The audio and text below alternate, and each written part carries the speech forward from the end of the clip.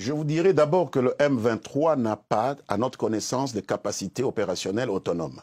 Nous appelons le M23 une fiction qui a été créée par le Rwanda pour donner une couverture à cette agression que le Rwanda a perpétrée. C'est le Rwanda qui contrôle cette partie du territoire. Ce n'est pas le M23. C'est le Rwanda qui contrôle et que nous n'avons pas pu déloger. Donc nous ne parlons pas du M23. Le M23, c'est la couverture. Or, si le M23 parle, nous ne voyons pas comment elle pourrait mettre en œuvre ces menaces si ce n'est que si le Rwanda voulait le faire. Et on voit là le souci du Rwanda de ne pas arriver à une formule parce qu'il y a une culture chez certains de nos collègues au Rwanda qui leur fait croire que sans piller la République démocratique du Congo, ils ne s'en sortiraient pas. Mais je pense qu'il faut absolument qu'on arrive à mettre fin à cette façon de percevoir des relations de voisinage. Très bien.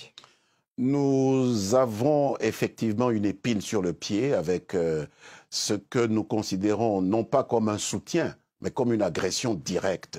Puisque c'est le Rwanda, nous en avons donné les preuves qui ont été confirmées par des ONG internationales, par les enquêteurs des Nations Unies. Le Rwanda a créé le M23. Donc, on ne peut pas ne pas considérer cela comme une agression directe. Et c'est bien dommage, parce que depuis 2009, nous avions parié sur la bonne foi de ce pays voisin pour reconstruire la paix et le développement dans cette région que nous avons en partage. Nous pensons que le problème n'est pas à l'intérieur du Congo, comme nos partenaires rwandais le disent. Le problème est à la frontière parce qu'il est initié au Rwanda et les conséquences se vivent en République démocratique du Congo.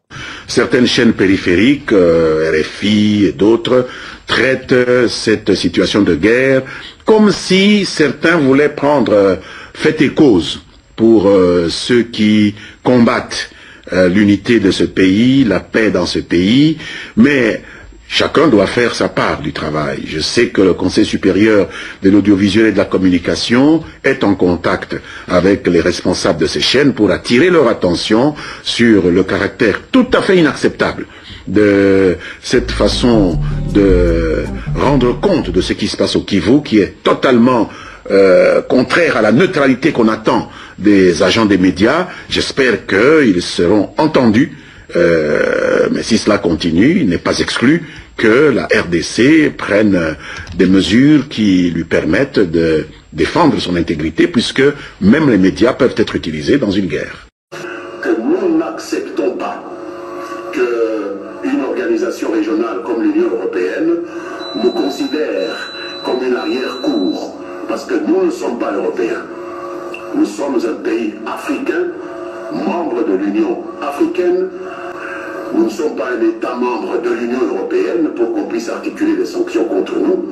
Que doit faire la République démocratique du Congo pour que sa voix soit entendue et que sa volonté soit faite? Elle doit être unie, elle doit parler d'une seule voix, elle doit trouver une unité d'action, elle doit être beaucoup plus fière que ne le sont certaines composantes de la classe politique aujourd'hui. Le problème de ces Européens n'était pas là. Leur problème, c'est des questions comme le nouveau code minier qui élève la redevance de 2 ou 3% à 10%. Le problème, c'est le contrôle de ce pays, des ressources naturelles de ce pays qui doit revenir aux Congolais. Je parie que même un autre Congolais à la place de Joseph Kabila trouverait ces difficultés à l'Union européenne. Alors nous disons, le moment est venu de dire halte là, il faut arrêter de vouloir considérer la République démocratique du Congo comme l'arrière-cour de n'importe quel pays européen ou occidental. Nous sommes aussi autonomes, nous sommes aussi un peuple qui aspire à l'autodétermination et nous ne voulons pas nous faire dicter notre conduite par qui que ce soit. On l'a fait, on a utilisé ces sanctions pour nous soumettre à leur volonté, pour nous soumettre à un vil chantage. Il nous appartient de nous défendre. Je pense que nous avons plus de moyens qu'on ne l'imagine vis-à-vis du vieux continent pour faire payer cette action hostile, totalement injustifiée qu'on nous a faite, pour simplement essayer de mettre le grappin sur nos ressources économiques et nous punir de vouloir défendre ce qui est à nous. Ce Congo nous appartient, il nous appartient de le défendre et il ne revient pas à un Européen de nous empêcher de prendre les mesures qu'il faut pour disposer des richesses de notre pays. Question, il y a eu 12 morts, 42 selon la Fédération... 14 morts, donc selon le gouvernement, 42 selon la Fédération internationale des droits de l'homme. Qui est à Paris. Qui dénonce une répression policière. Puisque savoir ce qui se passe au Congo mieux que les Congolais, nous disons 14 morts, il y a un groupe d'ONG congolaise qui dit 28 morts, et à Paris, des gens qui travaillent avec des opposants congolais disent 42 morts.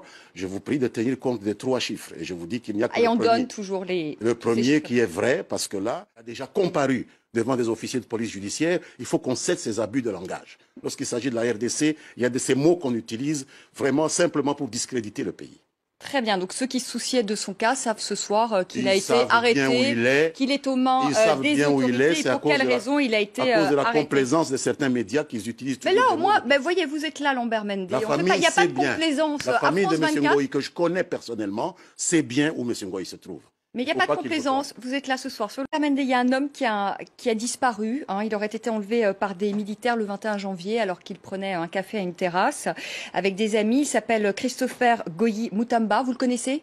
Lorsque la police interpelle une personne, parce qu'on la soupçonne... Il a disparu, est-ce que vous avez des nouvelles? Excusez-moi, lorsque la police interpelle une personne, parce qu'elle est soupçonnée d'avoir posé des actes contraires à la loi, en droit, ça s'appelle une arrestation, madame. Ah, donc il a été arrêté. Christopher a été arrêté. Vous ne me montrerez nulle part le mot recensement. Vous ne me verrez nulle part le mot conditionner le recensement à l'élection au recensement. Ce sont des procès d'intention que les adversaires politiques de Kabila ont mis en œuvre et nous sommes très surpris de la complaisance dont ils bénéficient dans vos rédactions. Nulle part le président Kabila, ni la majorité, ni le gouvernement n'ont mis dans le projet qui a été présenté à l'Assemblée nationale, même le mot recensement. Il est question de constitution, il va revenir, il va se présenter pour un 3e mandat. Je me demande bien au nom de quelle logique, par quelle alchimie, vous parvenez à croire les adversaires de Kabila parlant de Kabila et vous ne faites aucun cas de ce que Kabila dit de lui-même, qui va respecter la Constitution. Je trouve cela foncièrement injuste, pour ne pas dire intellectuellement malhonnête. Mais Lambert Mende, on a quand même pu se poser la question quand même avec Joseph Kabila dit en effet qu'il ne fera pas un 3e mandat, mais il y a quand même eu l'inverse. Quand vous avez une situation aussi tendue, pourquoi Joseph Kabila ne vient-il pas s'adresser à ses compatriotes et ne leur dit-il pas, écoutez, moi je fais mes 2 mandats et je pars? Joseph Kabila reçoit ces questions depuis 2011.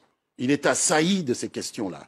Depuis 2011, tous les journalistes, y compris même ceux qui viennent de France 24 ou de France Média Monde, lui posent cette question-là. Et tous les jours, il répond « Je respecterai scrupuleusement la Constitution. We remove that version. Totally. And we did it. And so when can we expect full internet to be restored for everyone? It is being restored. Now there is fixed internet is restored. I think tomorrow or the following day we shall restore all other services. And sister station Radio France International, will they be back on air soon? No, they had a problem, technical problem. They are already resumed. They're back on air.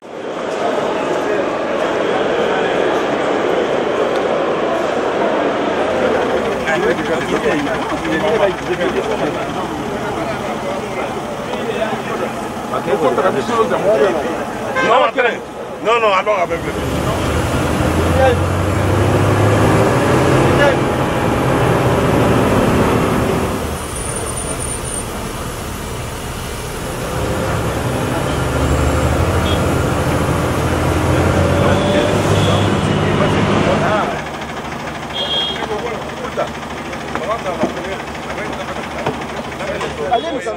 Nous n'avons pas besoin d'aller nous annoncer.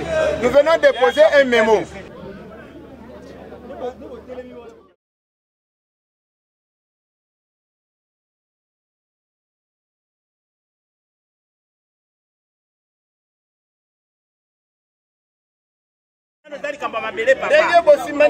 C'est comme si police n'a pas fait ça.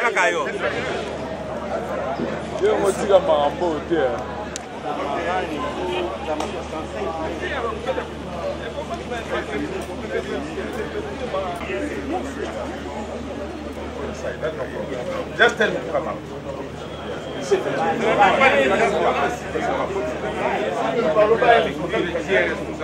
On va lire le mémo devant les responsables. That's what they decided. On le met juste devant la porte, madame.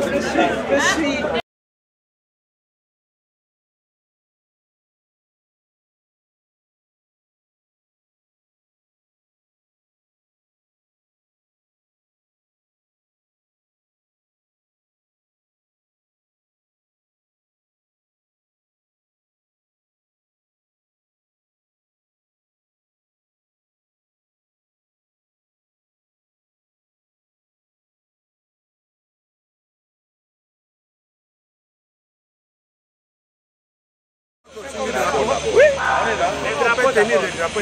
Ah, il faut le temps là-bas.